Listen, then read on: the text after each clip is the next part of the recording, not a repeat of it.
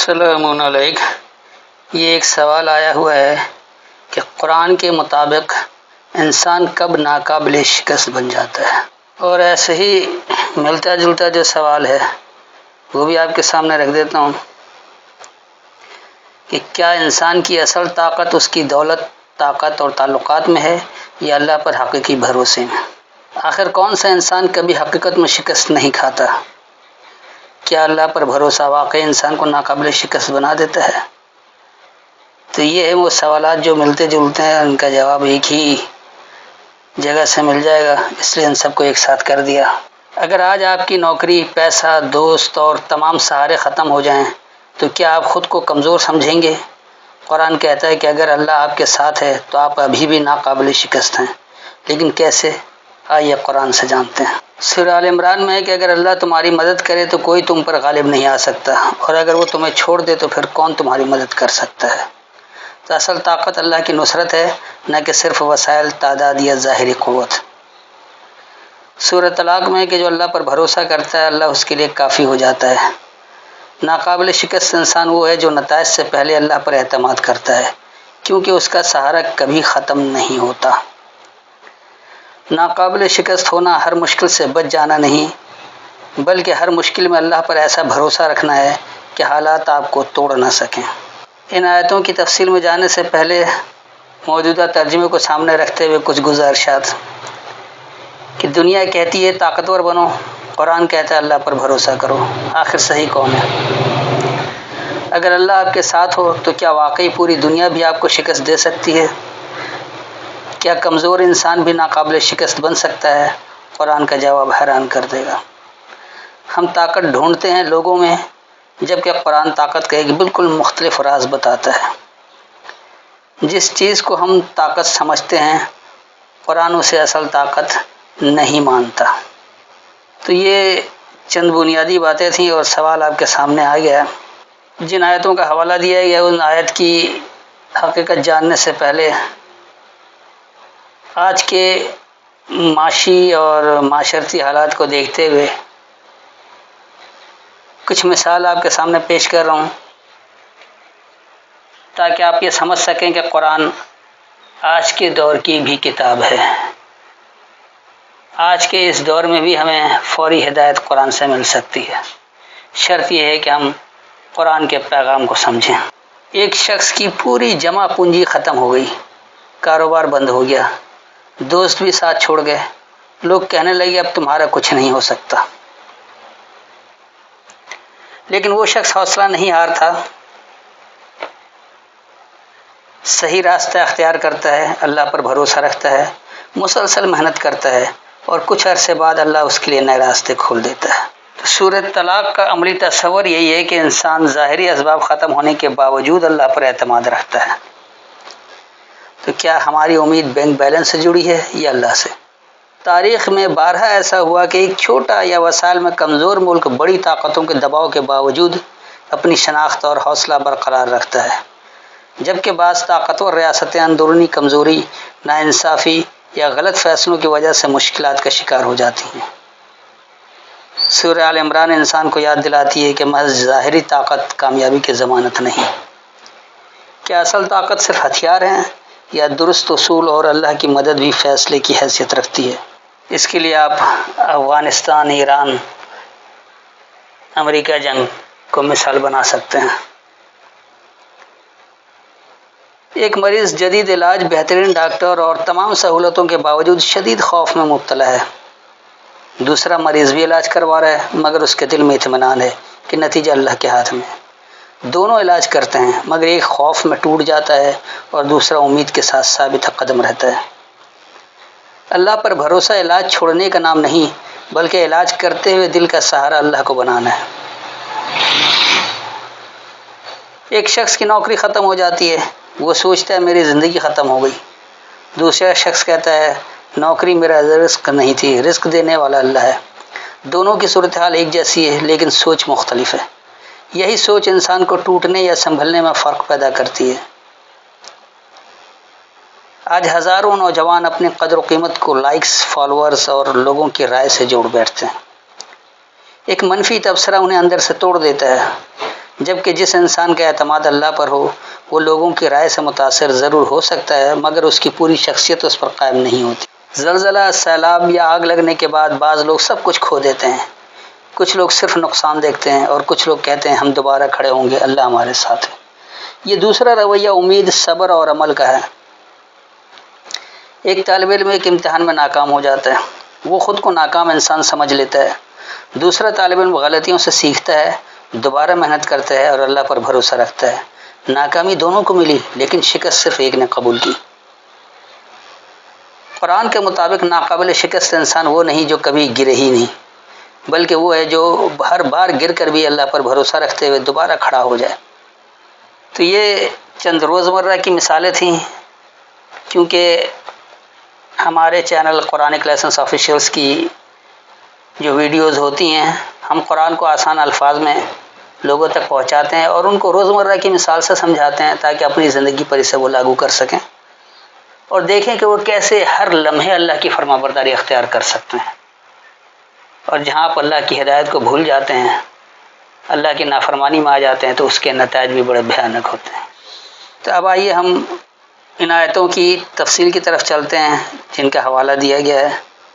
سب سے پہلے سورہ آل عمران اور اس کی آیت نمبر ہے 160۔ پہلے آپ کے سامنے مروجہ روایتی ترجمہ پیش کر دیتا ہوں۔ 3 کی 160۔ اگر اللہ تمہاری مدد کرے تو تم پر کوئی غالب آنے والا نہیں، اور اگر وہ تمہیں چھوڑ دے تو کون ہے جو تمہاری مدد کرے۔ اس کے بعد اور چاہیے کہ ایمان والے اللہ پر بھروسہ کریں۔ یہ ہے جو موجودہ تراجم ہے، تو اس میں کوئی ایسی بات نہیں ہے کہ سمجھ میں نہ آئے۔ سیدھی سی بات یہی ہے کہ ان ینصرکم اللہ، اگر اللہ تمہاری مدد کرے، فلا غالب لکم، بس تمہارے لیے کوئی غالب ہونے والا نہیں۔ وَإِن یخذلکم، اور اگر وہ تمہیں رسوا کرے، خذل کرے، فمن ذا الذی، پس کون ہے وہ جو قوت والا، ینصرکم کہ تمہاری مدد کرے، من بعد ہی اس کے بعد سے، وعلی اللہ فلیتوکل المؤمنون، اور اللہ پر پس ماننے والوں کو بھروسہ کرنا چاہیے۔ تو یقینی سی بات ہے کہ یہ بڑی صاف ستھری رسیدی آیت ہے اور اس کا ترجمہ روایتوں کے ذریعے بھی بدلا نہیں جا سکتا۔ یہ ٹھیک ہے کہ خزل کو ذلیل و خوار ہونے کے بجائے چھوڑ دینا کر دیا، لیکن کوئی خاص فرق نہیں پڑا۔ سمجھنے والوں کے لیے اس سے بھی بات سمجھ میں آتی ہے۔ تو یہ کچھ ایسے الفاظ ہیں کہ یہاں لفظوں کو روایتوں کے ذریعے بھی توڑ پھوڑ کر کے تبدیل کرنے کی گنجائش نہیں رہی۔ تو بہت سیدھی سی بات ہے کہ اگر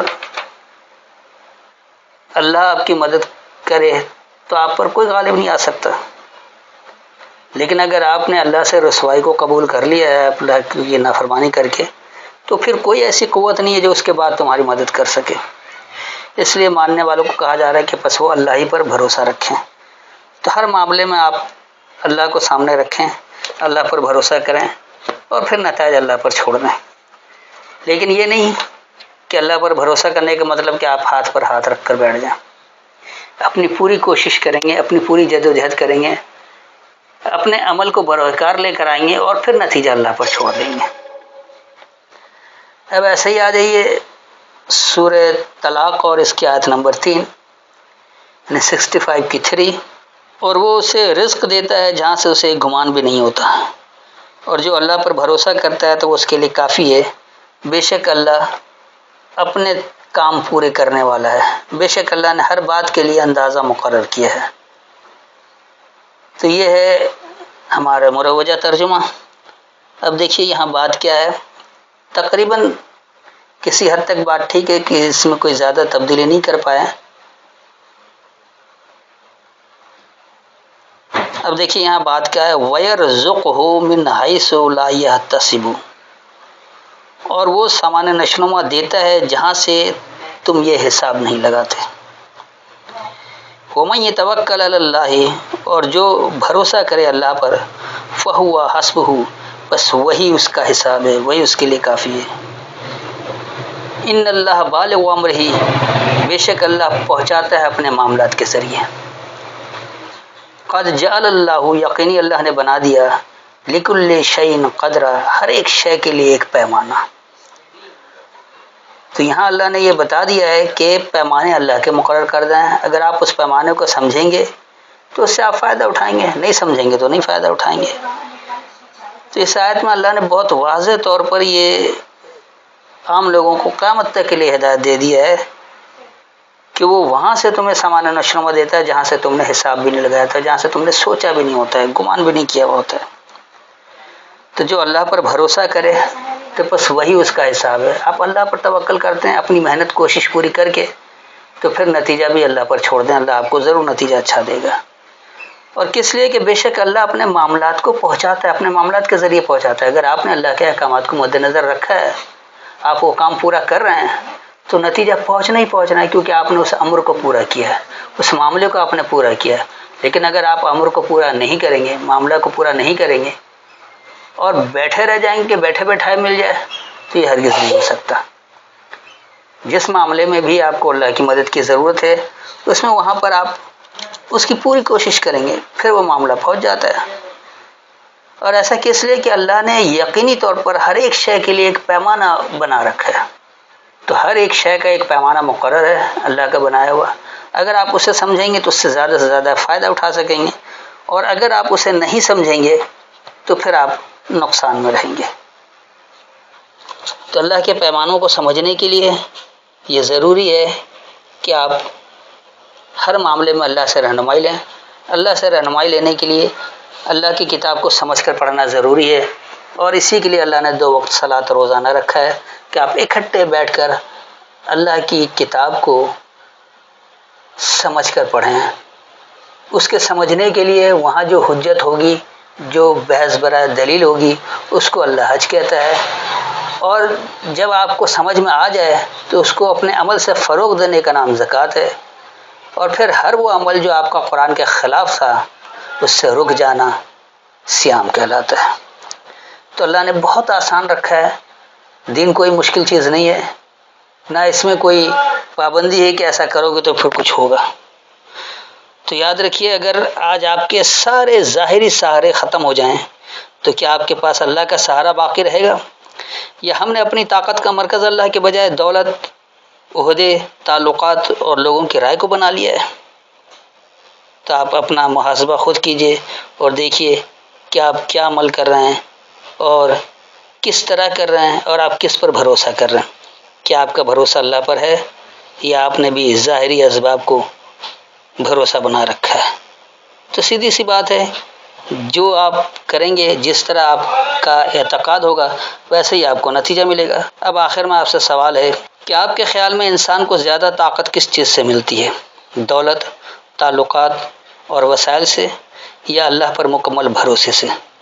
اپنی رائے کمنٹ میں ضرور لکھیں تاکہ ہمیں بھی اندازہ ہو کہ آپ کس توجہ سے اللہ کے پیغام کو سنتے ہیں اور اس کی تحقیق کرتے ہیں، خود اس کی آیتوں کا آپ کھول کر دیکھتے ہیں، اور اگر آپ کو محسوس ہو کہ واقعی ہمارا پیغام اللہ کے کلام کے ذریعے ہے، بغیر کسی ملاوٹ کے، ہم نے ایمانداری کے ساتھ اللہ کے کلام کو آپ کو سمجھایا ہے، تو آپ اپنے جیسے ہم خیال لوگوں کو، یا ان لوگوں کو جو قرآن کو سمجھ کر عمل کرنا چاہتے ہیں، جو اللہ کی مکمل فرما برداری اختیار کرنا چاہتے ہیں، ان کو شیئر کریں تاکہ انہیں بھی سمجھنے میں آسانی ہو۔ یقینی سی بات ہے کہ ہر انسان اپنی عقل استعمال کرے گا، لیکن کچھ آسانی پیدا ہو جاتی ہے، کچھ بات سمجھ میں آ جاتی ہے، تو اس میں زیادہ محنت کرنے کی ضرورت نہیں پڑتی، ورنہ ہر انسان اگر خود محنت کرنے کے قابل ہوتا تو سیدھی سی بات ہے کہ پھر صلاۃ کی ضرورت نہیں ہوتی۔ اللہ نے 2 وقت صلاۃ اس لیے رکھا ہے کہ ہر انسان کا ذہن مختلف ہے، میں کچھ سوچ رہا ہوں، آپ کچھ اور سوچ رہے ہیں، کوئی اور کچھ اور سوچ رہا ہے، تو جب اکٹھے بیٹھیں گے تو کئی طرح کے ذہن کے سوالات سامنے آئیں گے، اور اس کا حل بھی قرآن کی آیت سے نکالا جائے گا، اللہ کے کلام سے اس کو سمجھا جائے گا، اور وہ پھر بات مکمل واضح ہو جائے گی، اس کو آپ اپنی زندگی میں لاگو کر سکیں گے، یعنی آپ اسے وعد و زکوٰۃ کر سکیں گے، اور پھر آپ کو وہ نتائج بھی حاصل ہو جائے گا جو اللہ دینا چاہتا ہے۔ یاد رکھیے کہ ناقابل شکست انسان وہ ہے جو نتائج سے پہلے اللہ پر اعتماد کرتا ہے، کیونکہ اس کا سہارا کبھی ختم نہیں ہوتا۔ ناقابل شکست ہونا ہر مشکل سے بچ جانا نہیں، بلکہ ہر مشکل میں اللہ پر ایسا بھروسہ رکھنا ہے کہ حالات آپ کو توڑ نہ سکیں۔ امید ہے مکمل وضاحت ہو گئی ہوگی۔